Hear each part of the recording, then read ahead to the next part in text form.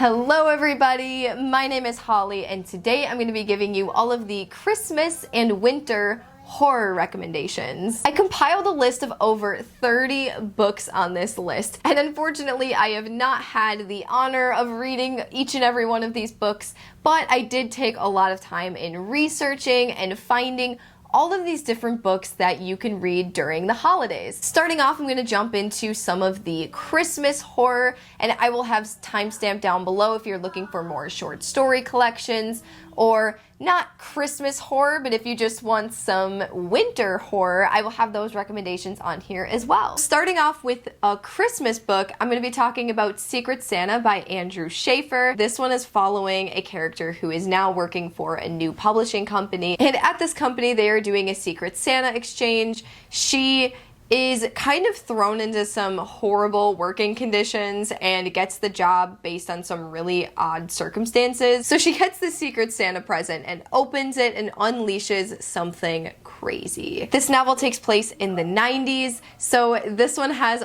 all of that nostalgic horror kind of fun to it. The Visitor by Sergio Gomez. This is a novella that is about a group of people who end up stranded in this horrible snowstorm, and they end up at this bar. Well, something occurs at this bar during Christmas time, and it is not good. As you can tell by the cover, this may or may not be a visitor from another planet, possibly. The overall setting of this one was just flawless, and it really does not disappoint in the horror department. Where the Dead Go to Die by Erin Dries. This one's about a woman who is working in hospice care, and her job is to euthanize the patients before they turn into a deadly zombie known as the Smilers. That sounds so terrifying, and a zombie Smiler outbreak during the holidays sounds absolutely terrifying. Silent Night by R.L. Stine. And this one's about a girl named Riva who is an awful human being. She is absolutely mean to everyone. She is given a present and is told, do not open this present. So naturally, as anyone would do, of course, she opens it and unleashes something sinister. Nosferatu by Joe Hill. This is one where there is this creepy guy named Charles who takes children who just want an escape from the real world, and he takes them to this amusement park kind of place called Christmas Land. And Christmas Land sounds fantastic on paper, but things are a little bit twisted in this Christmas Land. This is one that I just want so badly on my bookshelves, just to like prop up for the holiday season because it just looks so awesome. And I unfortunately did not get the same copy as this one, but I'm at least showing the one that is very pretty because I love it so much. Krampus the Yule Lord by Brom. This book is Krampus trying to take his Yule Lord title back. He wants to defeat Santa. He wants to take his place. However, he doesn't want to be the cheery good Santa we all know and love.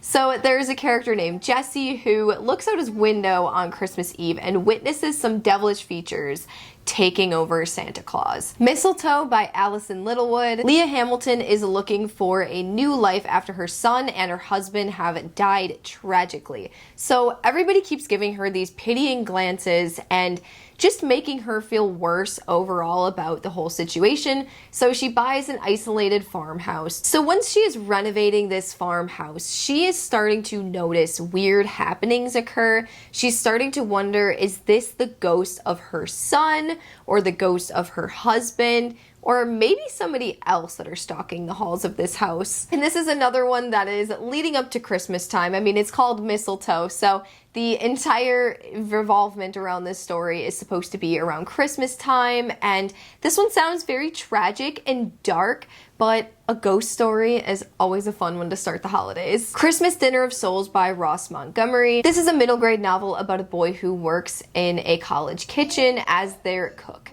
Now, on Christmas Eve, he ends up meeting this very mysterious chef making this really unusual meal with ingredients that he has never seen or heard of before. After they cook this very mysterious meal, the guests start to arrive and something doesn't seem right with them, and carnage ensues. The Stupidest Angel by Christopher Moore. This is one that actually is the third book in a series. However, I've been told that while yes, reading the first 2 books really gets you an introduction to the characters, which overall makes you enjoy the experience a little bit more. However, you can totally read this without having read the first 2 books. You just won't have that little character introduction. This is a satire horror novel. This is about a young boy who ends up seeing Santa get a shovel to the head. He wishes more than anything that Santa can be brought back to life to keep the Christmas cheer going. By some miracle, his Christmas wish is granted.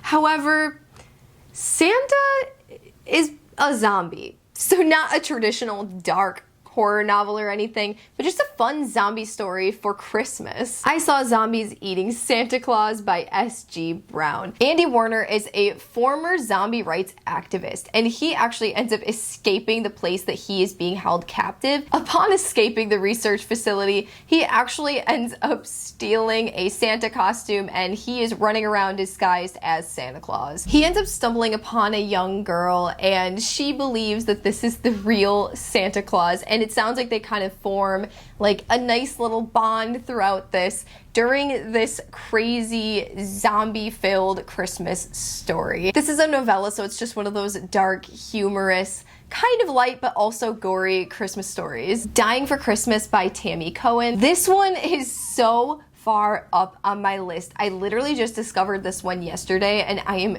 dying to get to this one, so I hope that you guys will be excited hearing about this one as well. This is about a girl who is being held captive by a man who kidnapped her. Well, on the countdown to 12 days till Christmas, every day he is giving her gifts.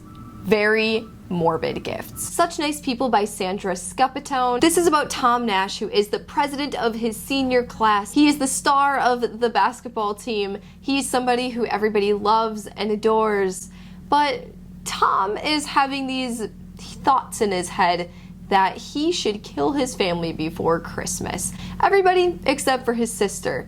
So while everybody else is trying to make their holiday plans and plan out what presents they're gonna get people, this is what Tom is battling with. So his family is just battling their ways, trying to make it through the holiday season alive, but will they? And now we're going to go into the Christmas Anthology short story collections. I'm not going to go really too much in detail about what these are about because there are so many different stories in them, and I feel like with short stories, if you tell what they're about, you basically spoil the entire story. So the first one I had to go with was Hark, the Herald Angels Scream. This one is so iconic just by looking at the cover. Honestly, this is another one that just looks so awesome on your bookshelf, and I am a sucker for these kind of covers. I'm a sucker for nostalgic horror. Dead of Winter by Kealan Patrick Burke. We have a very creepy Santa, and there's also another story about a little boy who stumbles upon a snowman that he has not built, and something doesn't seem quite right about it. So stories like that really just get you into the winter season, that make you a little bit spooked out, and they're very, very short, so just a nice Christmas Eve spooky kind of read. Served Cold. This is an anthology that actually comes out on December 12th. I am a huge sucker for Autumn Crow, and Cameron Chaney has written a book that takes place in Autumn Crow during Christmas time, so I am really looking forward to that one. And just a lot of other wonderful winter or Christmas stories that are sprinkled throughout. The Valancourt Book of Victorian Christmas Ghost Stories. For this one, the title kind of says it all. We have a short story collection filled with different ghost stories that have that Victorian home kind of feel. And I also have another Victorian inspired ghost story kind of collection, and that is called Yuletide Frights. Based on the cover, it looks like this one we may have another Krampus story possibly involved in this one as well. This cover honestly looks super terrifying, and yikes. And the last one I have on this list is actually not Christmas related, but I still wanted to add it on here because this is taken place with all different horror Arctic stories. It is called Taaqtumi. There is something that is so eerie about Arctic horror. Now we're going into the winter recommendations. This one is a little bit of a tongue twister because this one's called Ararit. This one's about a newly engaged couple who climbs Mount insert name of title because I cannot pronounce it. It is a mountain in Turkey. After an avalanche forces them to take shelter in a cave, they end up stumbling upon a ship. And this ship, after a bunch of archaeologists and other people come in to investigate, kind of are thinking this is possibly Noah's Ark. And naturally, of course, they find a coffin inside it, and instead of leaving it alone and not touching it, well, of course, curiosity gets the best of them. So they break this coffin open and unleash a creature, and they are trapped. Let the Right One In by John Lindquist. This one takes place in Sweden in 1981, and it's about a teenage boy who is found, drained all of his blood in what looks like a ritual killing. And then you have 12-year-old Oscar, who is hoping that revenge will take place on all of the bullies that are causing him so much trouble in school. But it's not just the murder and the bullying that are on his mind. He ends up meeting this girl who has never seen a Rubik's Cube in her life, but somehow knows how to solve it immediately. And this girl doesn't seem perfectly normal. And she only comes out at night.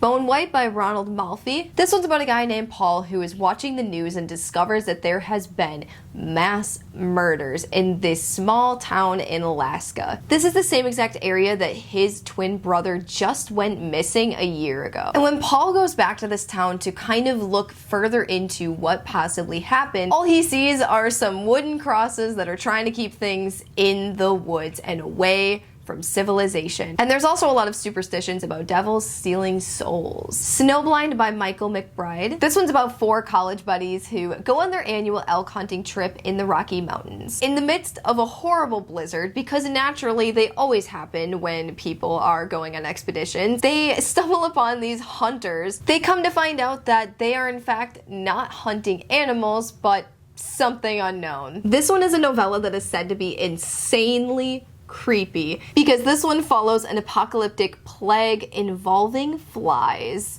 in the dead of winter. Will they make it out through the harsh winter?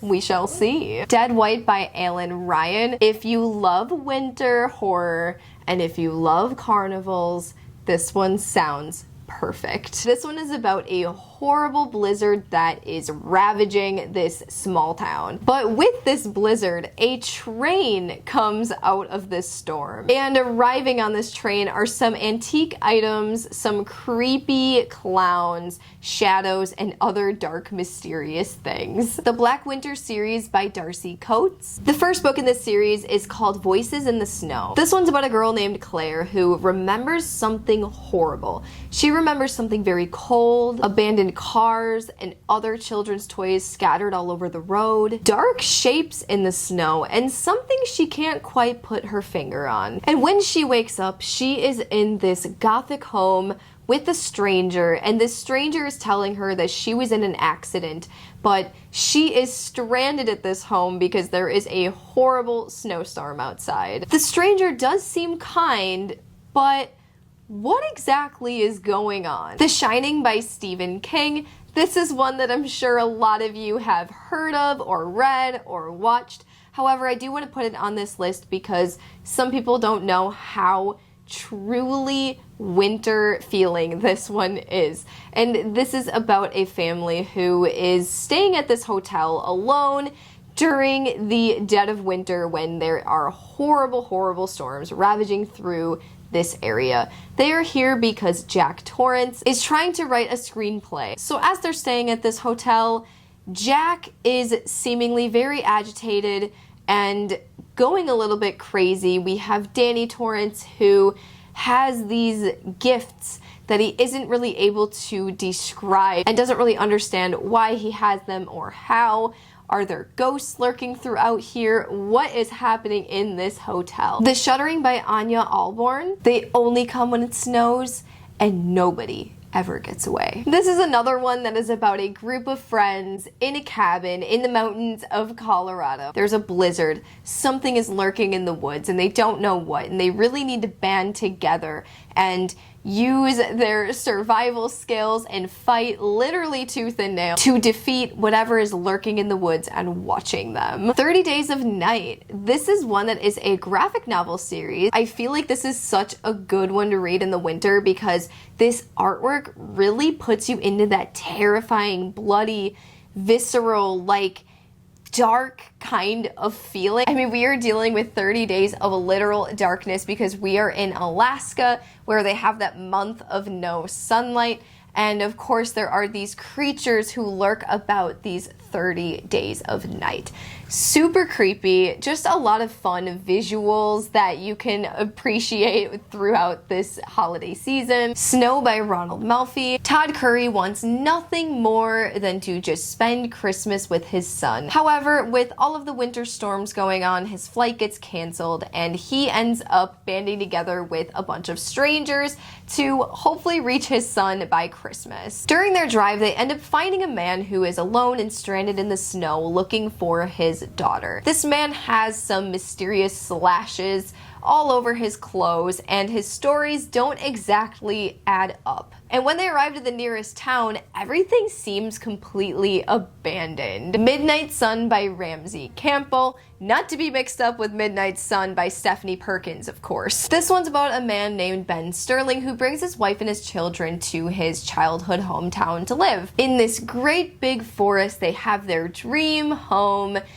except for the fact that in these glittering woods, there is something lurking. This is one that is said to be very much inspired by Lovecraftian type horror. This is one that is just a descent into madness in the midst of winter. So those are all of the Christmas and winter horror recommendations that I have for you guys. Let me know down in the comments below what really stood out to you. Which of these books do you plan on reading or have you read? I am a huge fan of winter horror, so this is a video that I was really excited and happy to make for you guys.